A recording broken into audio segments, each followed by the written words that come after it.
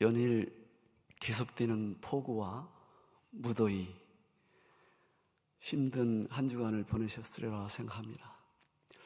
오늘 특별히 찬양 예배를 드리는데 유명한 강사 목사님이 오신 것도 아니고 부족한 선교사가 와서 설교하는데 이렇게 참석해 주셔서 감사하며 하나님의 은혜가 함께 하시기를 바랍니다. 저와 여러분이 잘 알고 있는 바울의 본명은 사울입니다. 사울은 큰 자이죠. 사도행전 9장 1절에서 2절에 보면 사울이 주의 제자들에게 대하여 여전히 위협과 살기가 등등하였다 이렇게 표현합니다. 특히 예수님의 도를 따르는 사람들을 만나면 남녀를 막론하고 결박하여 예루살렘으로 잡아오려고 다메섹 도상으로 당당하게 나가는 모습이 사울의 모습입니다. 그렇다면 왜 사울은 그리스도인들에게 위협과 살기가 등등하고 당당합니까? 그것은 사울은 길리기아 다소 사람입니다.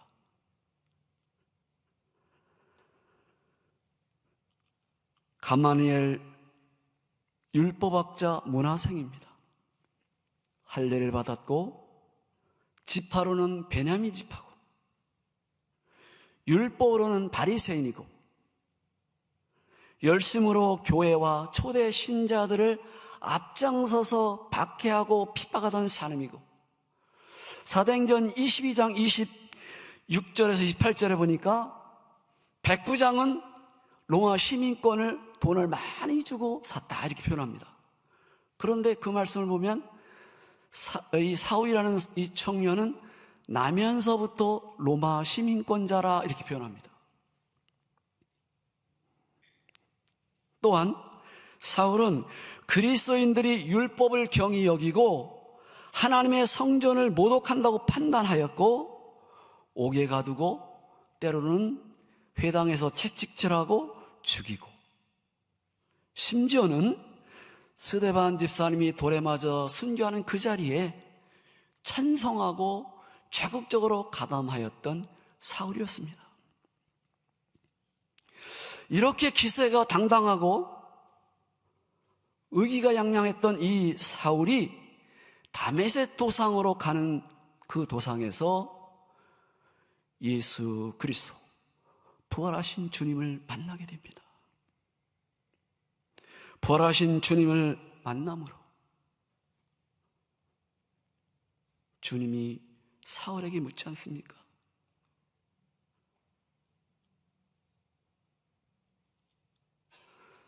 먼저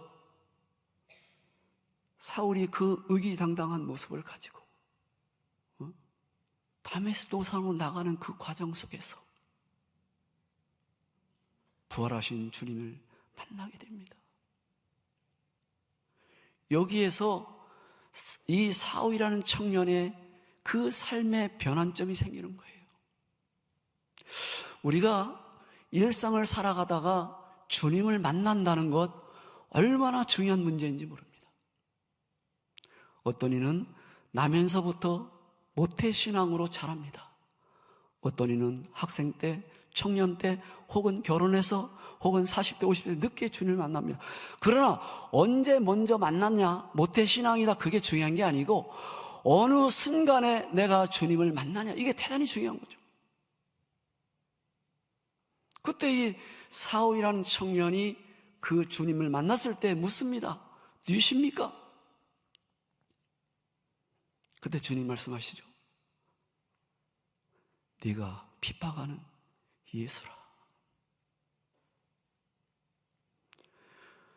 사울이라는 청년은 그 부활하신 주님을 만나는 순간에 그 후에 회개하고 자복하고 그의 삶은 180도로 변화됩니다.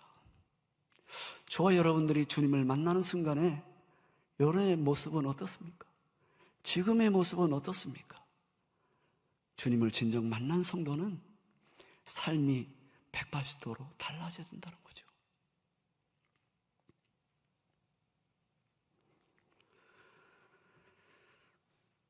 사울이 변하여 바울이라는 작은 자로 변화됩니다.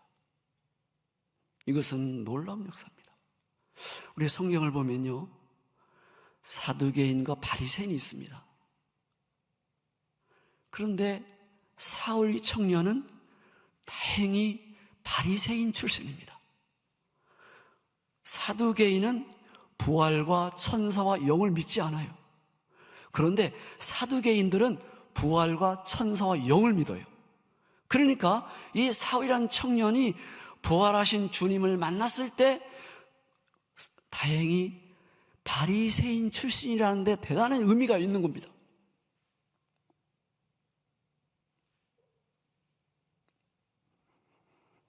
사울이라는 청년이 그 부활하신 주님을 만나게 되죠. 영적으로 만나게, 진정으로 만나게 되고 변화의 역사가 일어나게 된다는 것이죠. 그래서 주님께서 말씀하시잖아요. 사도행전 22장 21절에 주께서 내가 너를 이방인에게로 보내리라. 여기에서 소명을 받고 사명을 받습니다. 사명을 받는 거죠. 내가 너를 택했다. 내가 너를 이방인에게로 보내겠다. 아주 중요한 그 음성을 이 사울이라는 청년이 받게 되고 변화되어서 큰 자에서 작은 자로 사도 바울로 받게 되는 것입니다. 그래서 이 사울이라는 사람은 작은 자로 변화되었고 핍박자에서 핍박받는 자로, 박해자에서 박해를 받는 자로 주님을 부인했던 모습에서 이제는 주님을, 부활하신 주님을 증거자로 완전히 180도 변화된 삶을 살아가게 되는 것입니다. 그래서 이 사도 바울은 주님의 제자요, 사도요, 전도자요, 목회자요, 선교사로서 일생을 살았습니다. 그것이 바로 주 예수께 받은 사명, 내가 너를 이방인에게로 보내리라. 이 사명을 한순간도 사도 바울은 잃지 않았다는 것입니다. 특히 선교 1차, 2차, 3차 선교여행을 마치고 사도 바울이 지친 몸으로 예루살렘으로 귀향합니다. 그 기회를 놓치지 않는 율법주의자들이 선동과 모략으로 사도 바울을 가이사랴 감옥에 감금시켜 2년 동안 말할 수 없는 고난을 받습니다. 그러나 사도 바울은 1차, 2차, 3차 이 전도, 선교, 여행도 말할 수 없는 어려움이 있었어요.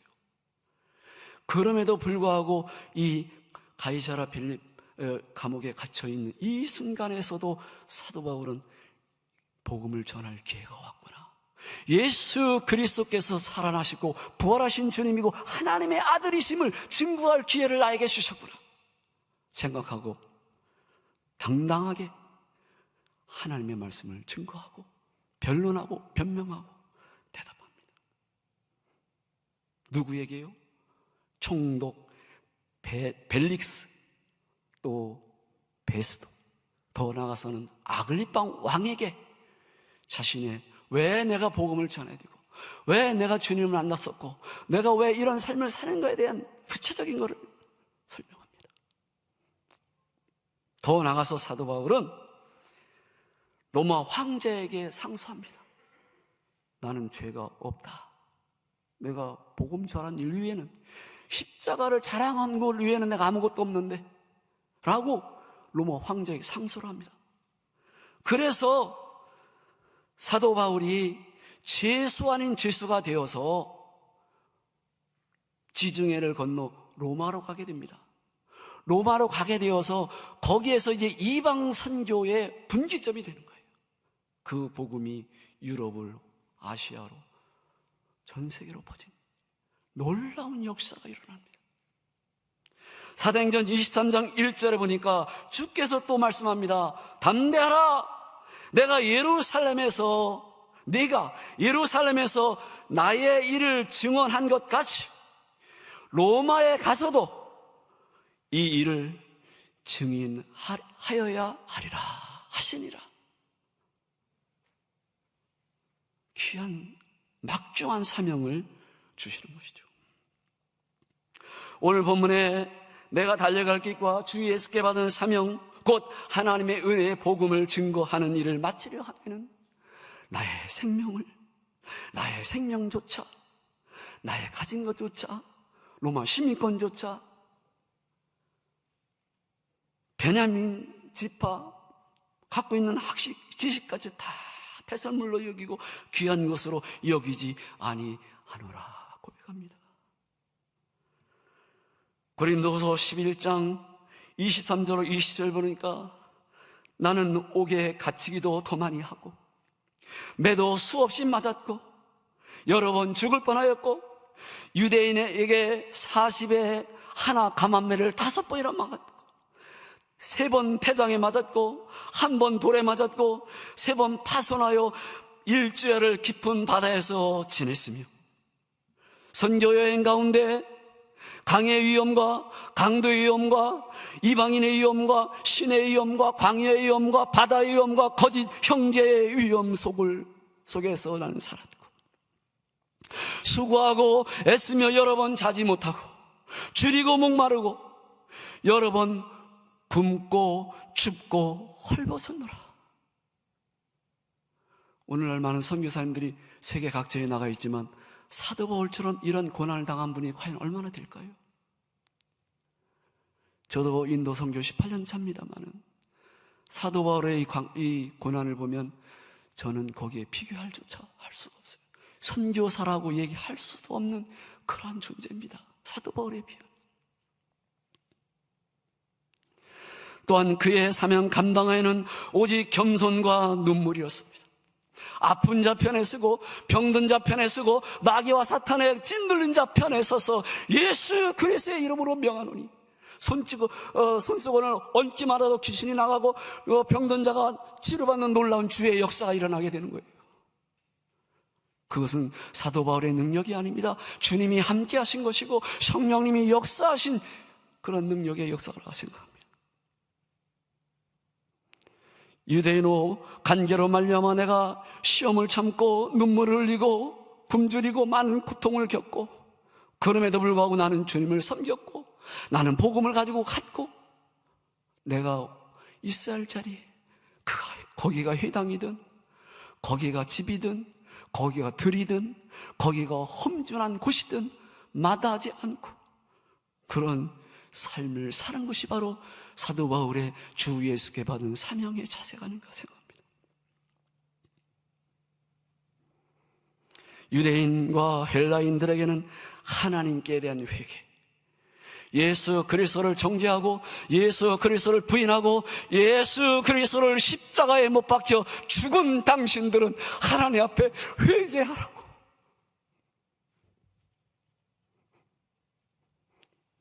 사도 바울의 메시지는 항상 한결같았습니다. 오직 예수 그리스도, 부활, 십자가, 그리고 하나님 나라입니다.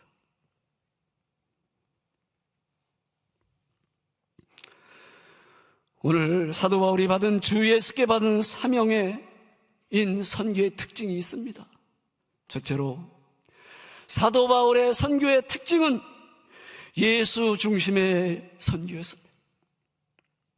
즉 예수 십자가, 예수 부활. 고린도 1장 23절에 보니까 십자가에 못 박힌 그리스도를 전하노니, 고린도전서 1장 18절에 보니까 십자가의 도가 멸망하는 자를 미련한 것이요 구원을 얻는 우리에게는 하나님의 능력이 됩니다. 여러분 이걸 믿으시면 아멘 하시기 바랍니다. 아멘 안 하신 분은 뭐예요? 여러분 우리가 예수 믿는 것, 교회 생활하는 것 가장 중심인 것은 뭐냐? 예수님 십자가 믿고 구원자 예수님 믿고 천국 가는 거 아닙니까? 이게 빠지면 교회의 의미가 없습니다. 이거 빠지면 선교가 아닙니다. 선교 비즈니스가 되고 선교 퍼포먼스가 되고 선교 이벤트가 되는 거예요. 아무리 훌륭한 선교센터를 짓고 수많은 사람들이 몰려온다 할지라도 그거는 하나님 볼 때 과연 그게 기뻐할까요? 그 선교가 정말 합당한 선교가 될까요? 그 안에 십자가 진리가 있어야 되고 구원의 메시지가 있어야 되고 오직 예수 그리스도의 이 복음의 진리가 선포돼야 된다. 두 번째로 주 예수께 받은 바울의 사명, 이 선교의 특징은 말씀과 진리 안에서 선포된 선교였습니다. 사도행전 17장 2절 3절을 보니까 바울이 안식일에 회당에서 그들에게 성경을 가지고, 이 성경은 구약 성경을 말하는 거죠.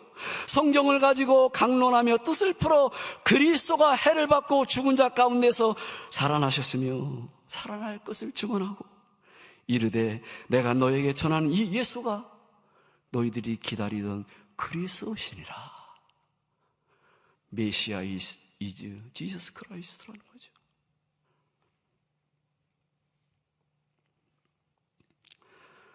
사도 바울의 선교는 말씀을 입각한, 말씀으로 무장된 선교였고 예수 그리스도 중심이 되었고 또 거기에는 복음의 바탕이 기본이 되었습니다. 그래서 전도도 마찬가지고 선교도 마찬가지고요. 말씀과 진리가 함께 가야 되는 거예요. 세 번째, 사도 바울의 선교의 특징은 성령님의 강한 능력과 역사로 이루어진 선교였다, 이렇게 말합니다. 고린도전서 2장 4절에 보니까 내 말과 내 전도함이 설득력 있는 지혜의 말에 있지 아니하고, 이거 아주 중요한 말입니다. 내가 말을 하고 내가 전도하는 이 일은, 내 말과 전도함은 설득력이 있는 내 지식, 내 지혜에 있는 것으로 아니하고 성령님의 나타나는 능력으로 하였다. 사도 바울의 고백입니다. 사도 바울의 선교는 자신의 힘, 오늘 말하면 서울대 법대를 나온 출신 아닙니까? 아주 엘리트 출신이에요. 출신도 좋습니다. 그러나 사도 바울은 그 모든 걸 다 배설물로 여기고 오직 예수 그리스도, 오직 말씀, 오직 진리를 가지고 성령님의 강권적인 역사를 통해서 1차, 2차, 3차 선교 사역을 감당했다. 그는 그렇게 고백하고 있습니다. 다시 한번 요약하면 사도 바울의 선교의 특징 세 가지는 예수 중심 십자가 부활입니다. 말씀과 진리입니다. 그리고 마지막으로 성령님의 강한 능력, 성령님의 강한 능력을 받기 위해서는 끊임없이 기도하고 의지하고 사모하고 애원하고 요구하고 요청하고 그 마음 바탕에 이루어져야 한다는 것입니다.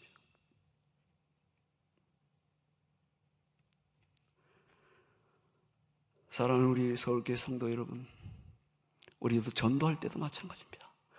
선교사인 저도 선교할 때도 마찬가지입니다.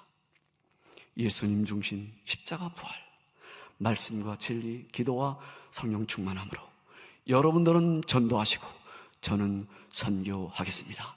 아멘.